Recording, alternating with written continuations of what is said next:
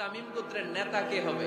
আল্লাহর হাবিব সাল্লাল্লাহু আলাইহি ওয়াসাল্লাম পরামর্শ করছিলেন। আবু বকর রাদিয়াল্লাহু তাআলা আনহু বললেন, আমার মনে হয় এই লোকটা হইলে ভালো হয়। ওমরে ফারুক বললেন, না উনি না, আমার মতে এই লোকটা হইলে ভালো। সাইয়েদনা আবু বকর বললেন, আরে না ওমর, তুমি বুঝো নাই, আমি যার কথা বলেছি সে হলে সবচেয়ে ভালো, তার মধ্যে নেতৃত্বের গুণ আছে। সাইয়েদনা ওমরে ফারুক বলেন, না আপনি বুঝেন নাই, আপনার আমি ভালো বুঝছি, আমি যারে বলেছি সেই হবে নেতা। তর্ক আছে না নাই? তর্ক, কথার নাম কথা, কথার পিঠে কথা করতে করতে করতে করতে ওনাদের মধ্যে একটু ঝগড়া একটা ভাব। বিশ্বনবী বসা, এই ঝগড়া করতে করতে সাউন্ড বড় হয়ে গেছে, এই উনি হবে, উনি বলে না উনি হবে। বিশ্বনবীর কণ্ঠের চাইতে কণ্ঠ উঁচু হয়ে গেল, আরশের উপর থেকে একটা ধমক দিলেন কে? আল্লাহ বললেন, খবরদার লা তারফাউ আসওয়াতাকুম ফাওকা সাওতিন নবী, নবীর কণ্ঠের চাইতে কণ্ঠ উঁচু করো না।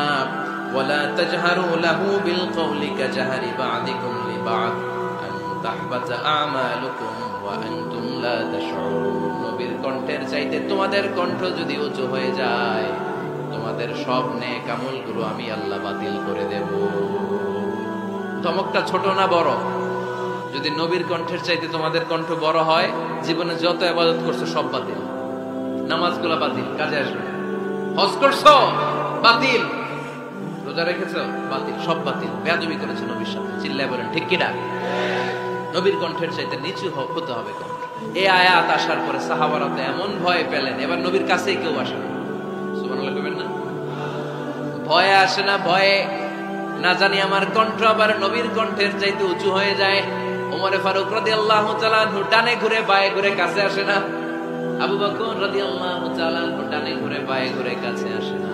আল্লাহর হাবিব ওমরে ফারুককে ডাক দিলেন, এই ওমর সামনে আসো, এদিকে আসো। ওমরে ফারুক আসলেন, কিন্তু ওমরে ফারুক এত আস্তে আস্তে কথা বলেন, বিশ্বনবী ওমরে ফারুকের কথা কানে শুনে না।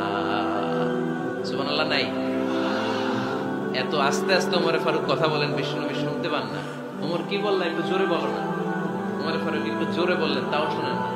বিশ্বনবী বললেন, আরেকটু সাউন্ড বড় করে বলো, আমি তো শুনি না, জোরে বলো। ভয়, কারণ কণ্ঠ যদি উঁচু হয়ে যায় আমার নবীর কণ্ঠের চাইতে, জীবনে সব ইবাদত শেষ।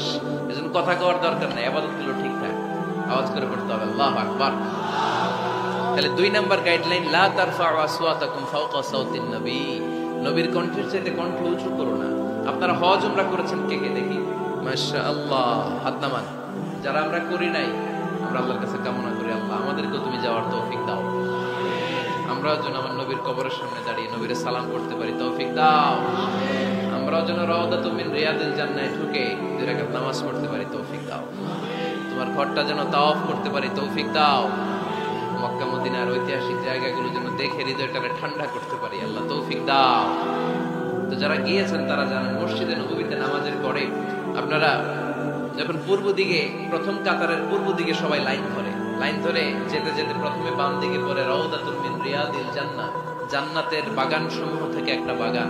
পুরো মসজিদে নববীর কার্পেটের এক কালার, ওই রাউদাতুম মিন রিয়াদিল জান্নাহর কার্পেটের আরেক কালার। আল্লাহ রাসূল সাল্লাল্লাহু আলাইহি ওয়াসাল্লামের ঘর আর মিম্বার এতটুকু জায়গাকে অন্য কালারের কার্পেট দেয়া হয়েছে। এটা দুনিয়ার বুকে জান্নাতের টুকরার মধ্যে থেকে একটা টুকরা, বল সুবহানাল্লাহ।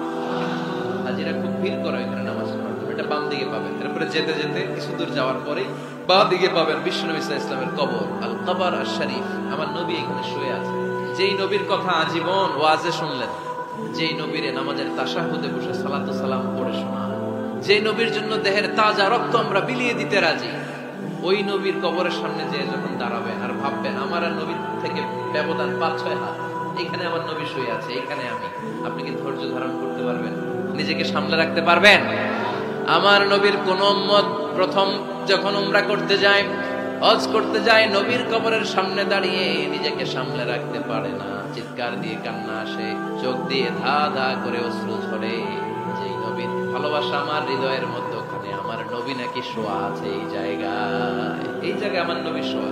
সহ্য হয় না, বুক ফেটে চিৎকার আসে, কিন্তু চিৎকার দেয়া যায় না, কারণ যে আয়াতের তাফসীর আপনাদেরকে শোনাচ্ছি, এই আয়াতটা বিশ্বনবীর কবরের উপরে লেখা।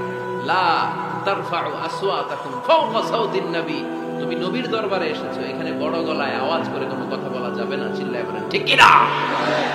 এই আয়াতটা আজও লেখা নবীর কবরের উপর। লা তারফাউ আসওয়াতাকুম ফাওকা সাওতিন নবী, নবীর দরবার, এখানে চিৎকার চেঁচামেচি করে দুরূদ পড়া যাবে না, লাফালাফি করা যাবে না, ভদ্রভাবে আন্তরিকতার সাথে বিনয়ের সাথে নবীরে সালাম দিতে হবে। সুবহানাল্লাহ পড়া। আল্লাহ রাসূল সাল্লাল্লাহু আলাইহি ওয়াসাল্লাম আমাদের থেকে বিদায় নিলেন, কিন্তু এই আয়াতের হুকুম আজও আছে না নাই? অনুরূপ ভাবে যারা আমাদের উস্তাদ, মা বাবা, আধ্যাত্মিক নেতা, ধর্মীয় গুরু, ইসলামী আন্দোলনের নেতা, তাদের সামনেও উচ্চ বাচ্চা করে আওয়াজ করা যাবে, তাদের সাথে ভদ্র ভাষায় কথা বলার দরকার আছে না নাই?